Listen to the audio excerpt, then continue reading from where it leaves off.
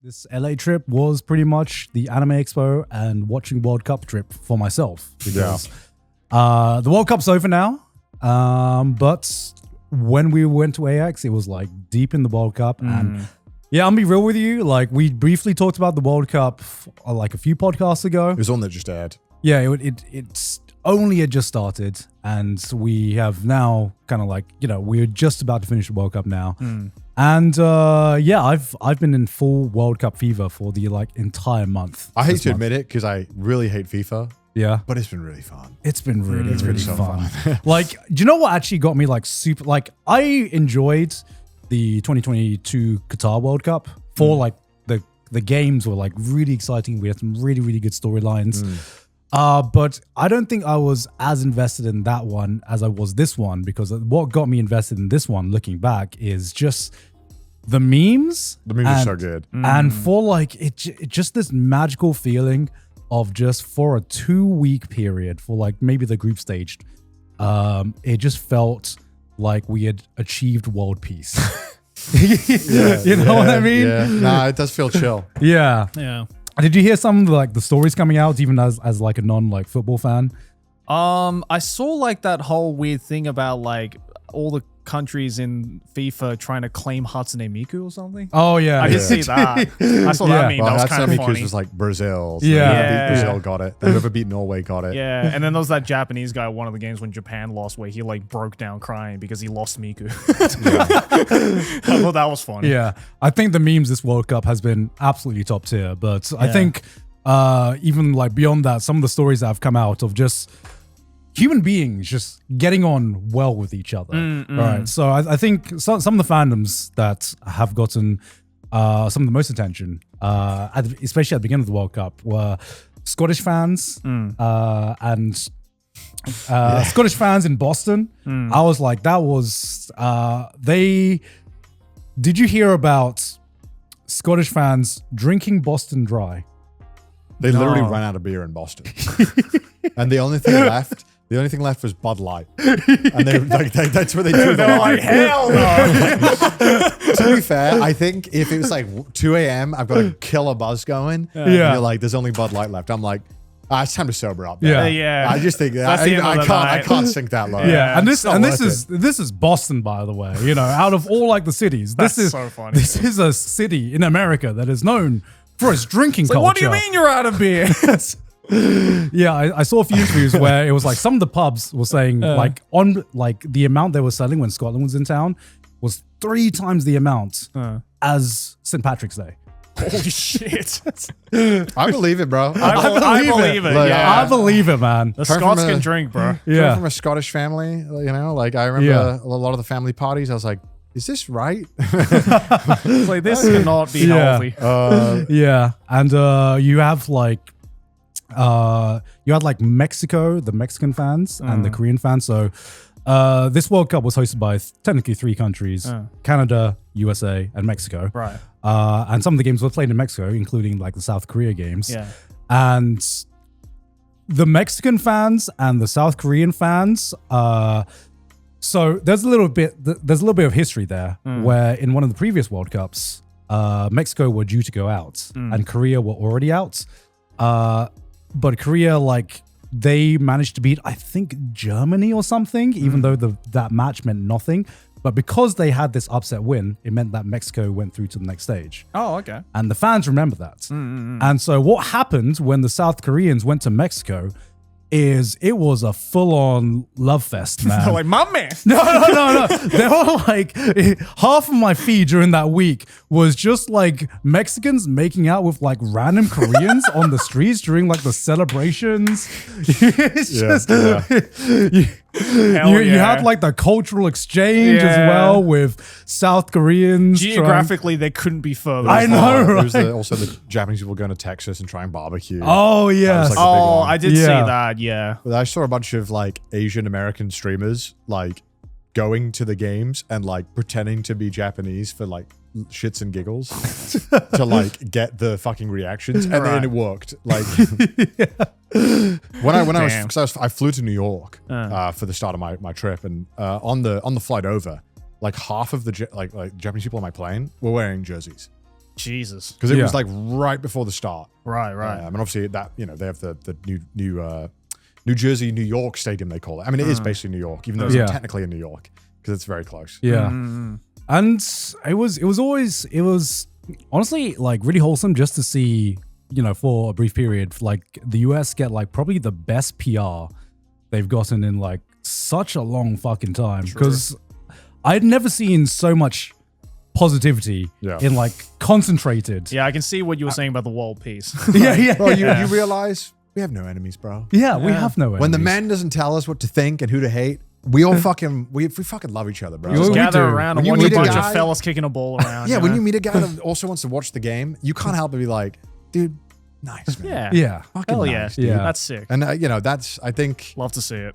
I hate to give that to FIFA because I hate to, FIFA man. is so evil as a company, but but that's why they what is it? They call it the beautiful sport. Is that what they call the it? beautiful game. The beautiful game. That's right. The beautiful game. It is truly the greatest sport in that sense that it really does connect the world. Yeah, and I hate to give it to them. Yeah, and and like as a footy fan, I think this World Cup is going to be one that is going to be remembered for a very long time. I think so. Americans will take credit to be like it's because it was hosted in the USA, but I think it was just I think overall I don't know how it ends yet, but I think overall in terms of like why this World Cup is going to be a big cultural one is number one, the games have been amazing. So we've had more games and more countries being represented.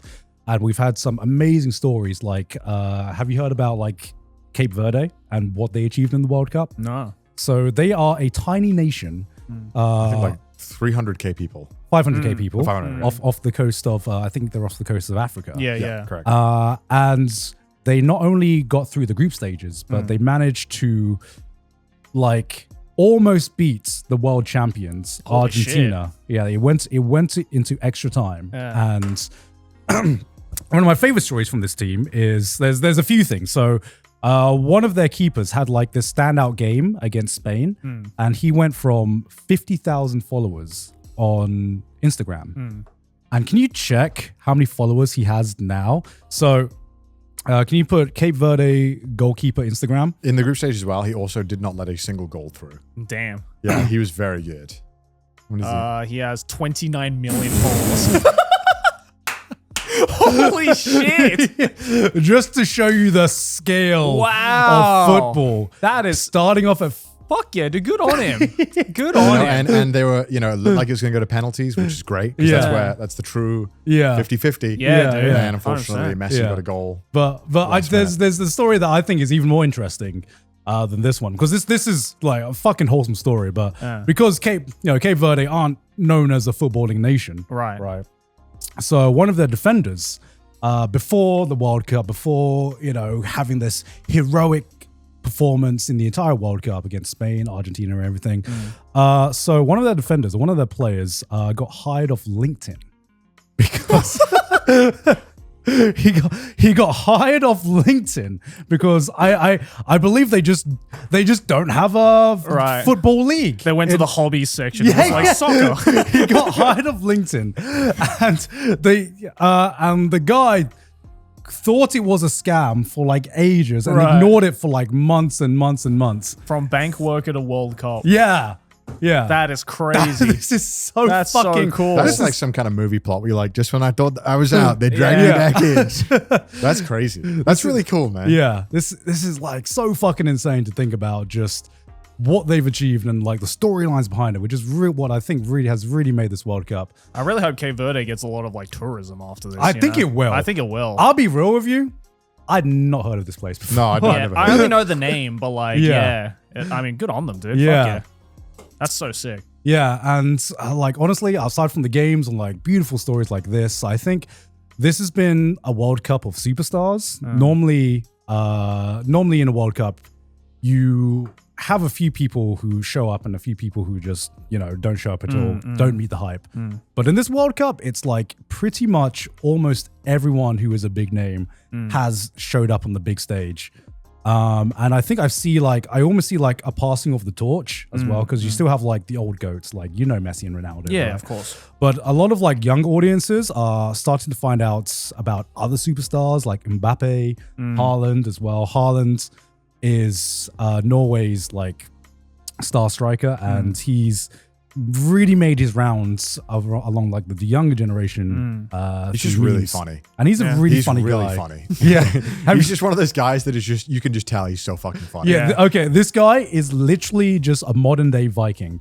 Oh, okay. Can I see what he looks like? Can you search up? Can you say Erling Haaland running or something like that? Oh, is this the guy with the? Oh, yes. Yes, Okay. yes. I was about to say, is the forehead guy? Go to images. Oh, I want to. There's I know the one you're talking about. There's this one image of him like running full pelt towards the ball. Running meme type. Yeah, Erling Haaland meme. Yeah, let's. Yeah. That is so good. Holy shit. It's just. He's like fucking Inosuke. Oh, that's awesome. Yeah, okay. I did see this guy's face a lot in a lot of memes. Yeah. But it's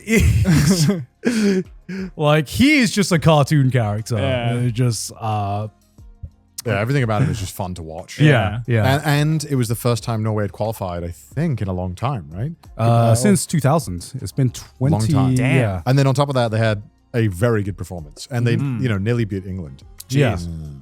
So I think if the final few games can deliver, which by the time this goes out, we will know who the World Cup winners is.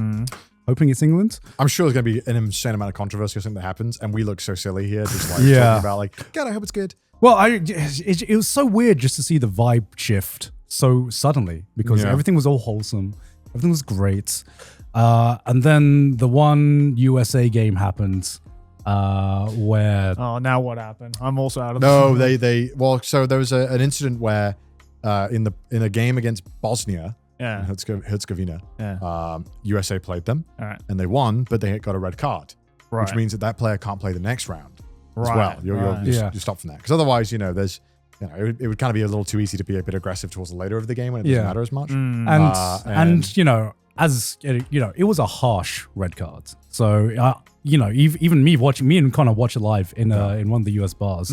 And it was like, it was a very, very harsh red card. A lot of people probably wouldn't have called it a sending off.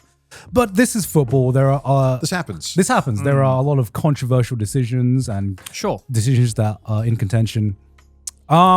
So he was going to be banned for the next game. And then Trump steps in. Yeah, Trump put a call in, this is real, to get the red card removed, and it was removed. What? Yeah.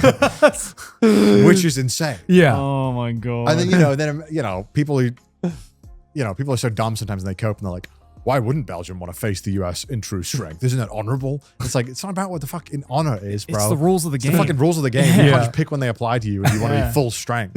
Yeah. It's ridiculous. Yeah, I mean, I also don't think it was a red card. I think it was very, very harsh calling. Yeah. But when you are getting governing bodies to intervene in a sporting event, that's when it was so fucking surreal to see.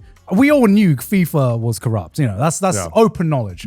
But my God, just to see it just so in your face. I mean, they made up the Peace Prize. They didn't exist. They made it for Trump. Yeah, because he wanted the Nobel Peace Prize so bad. And I felt so bad for just I felt so bad for just the fans of, the actual American US soccer team fans. Yeah. Because, it went from I was cheering for them. I wanted the underdogs to win. I think the world was actually, for the first time, cheering for the US football team because they were performing well. They were a great surprisingly really well. And then overnight, they just became public enemy number one. Yeah, and then the next game against Belgium, where they had their boy, it was like the saddest game, I think, ever. Yeah. It was such a sad performance. They lost 4-1. Yeah. It was just brutal. Jesus. The goalie did a really horrible misplay, and it was cost them a goal. It was bad. Yeah. And then Belgium